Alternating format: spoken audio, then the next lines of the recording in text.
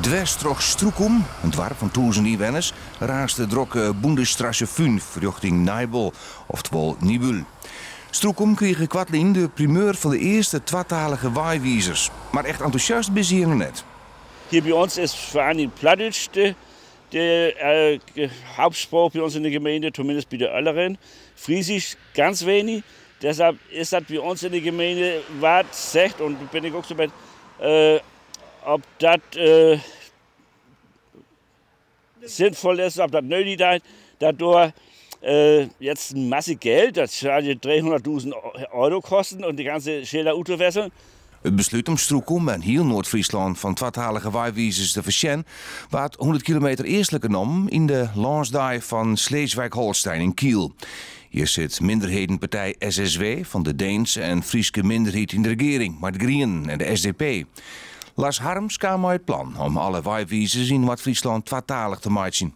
U sind hoogte erst, dat we Fries gesprechen maar wissen waren. Also dat da manche Sille wat Fries snaken, dat ja da üle Torpsnomen ook konnen, dat is dat Inmühl.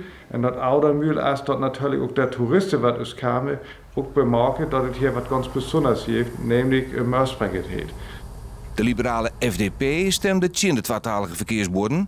Voor het Noord-Fries Instituut onleiding om de partij uit te nodigen om naar Breist, oftewel Bredstedt, te komen voor de nodige informatie. Wir haben damals dagegen gestimmt, ja. Ich glaube, heute würde ich anders stimmen. Tatsächlich? Ja, weil ich es merke, wie wichtig es den Menschen hier ist und ich mich damit beschäftigt habe und auch erfahre, dass das manchmal die kleinen Dinge sind, denen man Bedeutung schenken muss. Und ehrlicherweise gibt es inzwischen auch in Schleswig-Holstein andere Regionen, in denen dann die plattdeutschen Bezeichnungen auch wieder auftauchen. In de Noord-Frieske haardstad Huzum ben je maar een beetje Fries praters. Maar de naam op het treinstation en op het politiebureau ben hier tweetalig. Het Noord-Frieske taalgebied begint een stukje noordelijker bij het dorp Strukum. Maar hier houdt het aantal Fries praters net oer. Ik weet maar de mening dat we bloß één Person haben. Een 19-jährige Frau, das ist die Schwiegermutter von meinem Bruder. Sie kann Friesisch, sie kommt aus Weigert.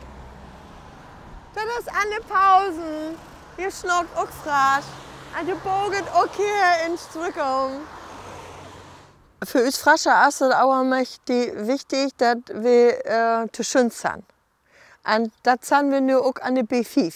Wenn man hier am Ball kehrt, dann kann man sehen, Nijbel, was ist das eigentlich? Und dann stand hier auch der Tische, Nibel, und dann hier kehren auch ganz voll Touristen vorbei.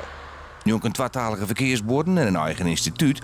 Het Noord-Frieske minderheid ook een eigen volledige studierichting Friesk aan de Universiteit van Kiel. Studenten krijgen hier een rode college in Us-Friesk onder leiding van professor Jarig Hoekstra.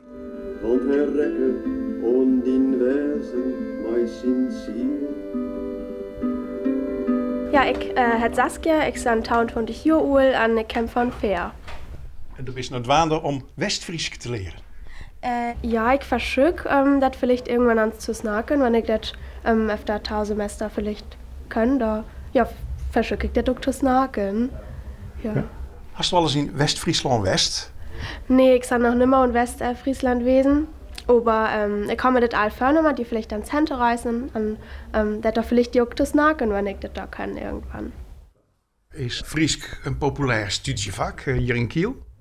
Nou, vanavond is het een populair vak. Ja, we hebben 2430 Friesk studenten die het regulair studeren, zeg maar zeggen. En dan hebben we nog de helft meer die dan misschien in een collegebuis volgen. Dus zo'n 40-50 mensen stappen hier elk semester om. En dat is vast zo'n lietsvakken dat al heel aardig, denk ik. Na de ierwissel weer alle oren verkeersborden van Noord-Friesland tweetalig maken. De emancipatie van het Noord-Friesk is dan op de verkeersborden een stap verder als in Friesland, in Nederland. En daar is er wel een beetje grutskop.